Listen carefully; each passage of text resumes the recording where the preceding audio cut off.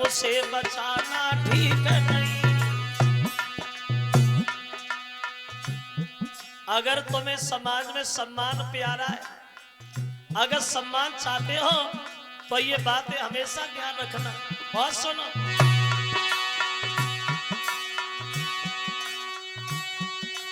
बिटिया चाहे कितनी प्यारी होए, बिटिया चाहे कितनी प्यारी होए, घर घर में घुमाना ठीक नहीं। लड़का चाहे कितनो प्यारो होए, भाई सर पे चढ़ाना ठीक नहीं। और सुन, भैया चाहे कितनो बैरी होए, भैया चाहे कितनो बैरी होए, बस भेद छुपाना ठीक नहीं। औरत चाहे कितनी प्यारी होए, हर बात बताना ठीक नहीं।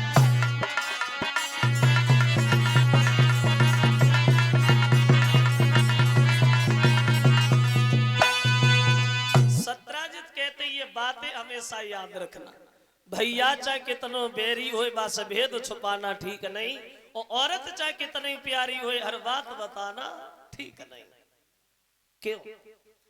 औरत कितनी बेद्वान सही, और ये लक्षण सब पे आता है। औरत के पेट में बात की क्या, पानी भी नहीं समाता है।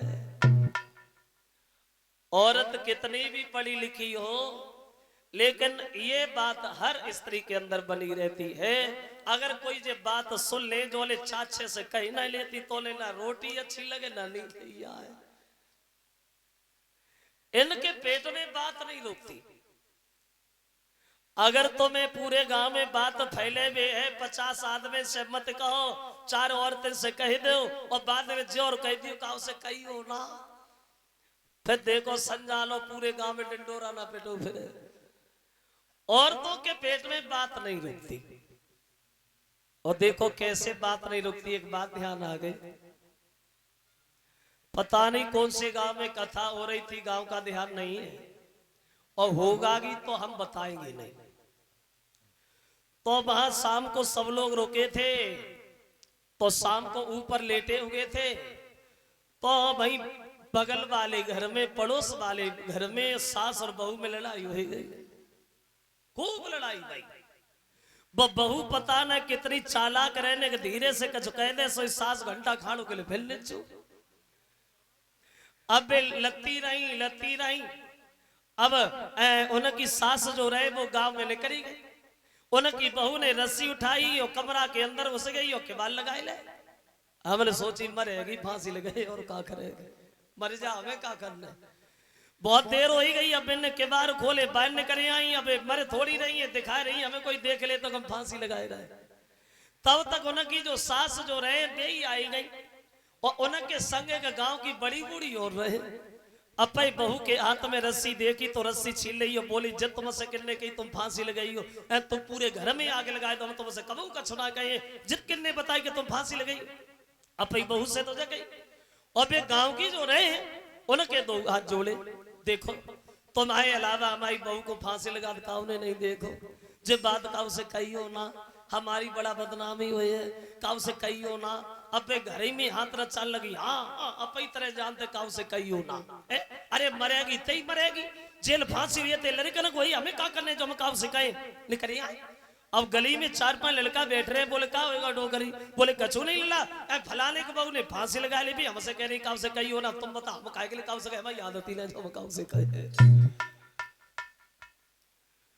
तो औरतों के पेट में बात नहीं रुकती।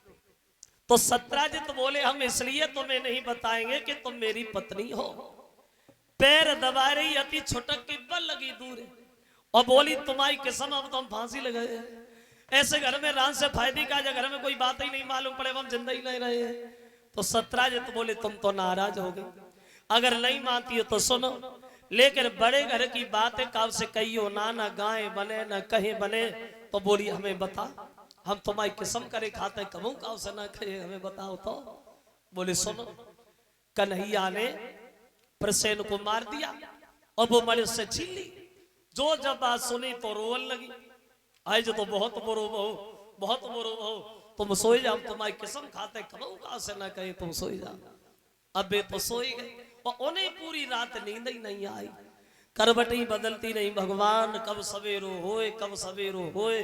अब सवेरो हुई ना पाता से पहले बगल वाले घर में कूद पड़ी और बोली देखते कि संतोष ऐसो पेट में लो कोई बात छुपाई नहीं जात।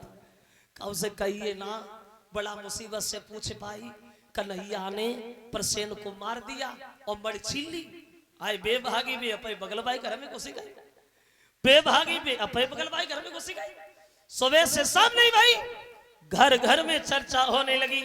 अन्याय कर रहा है द्वारिका का राजा, जो प्रजा के लोगों का खून कर रहा है। कन्हैया ने सुना, मन में सोचने लगे हमने तो किसी को नहीं मारा, हमें तो बिना मतलब में ही कलंक लग गया। अब प्रसेन का पता लगाने को 1500 जवान साथ लिए और भगवान चले जंगल में। क्या देखा कि प्रसेन की लाश मिली। थोड़े और आगे बढ़े तो एक शेर बना पड़ा है, उससे आगे कोई चिन्ह नहीं। तो कन्हैया जवानों से बोले काम करो, इस गुफा के दरवाजे पे तुम खड़े हो जाओ और हम अंदर देख के आते। अंदर के आए और 1 महीना तक मेरा इंतजार करना। अब कन्हैया अंदर घुसे, देखा गुफा का द्वार तो छोटा है लेकिन अंदर बहुत लंबा चौड़ा भवन बना है। देखा भगवान ने, अंदर था एक विशाल भवन और जिसमें एक लड़की पड़ी भई। उस लड़की के ही पलना में अब सुंदर मणि थी रखी भई।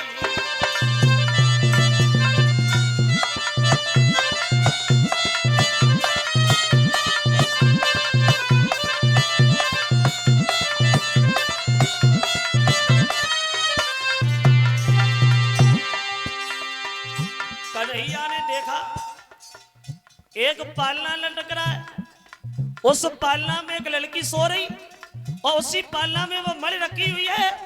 जो कन्हैया ने आगे कदम किया, लड़की ने कन्हैया को देखा तो रोने लगी। कन्या यका चीखी पड़ी, कन्या की मैया रोने लगी। फिर जामवंत और मोहन की बहाता पाई होने लगी।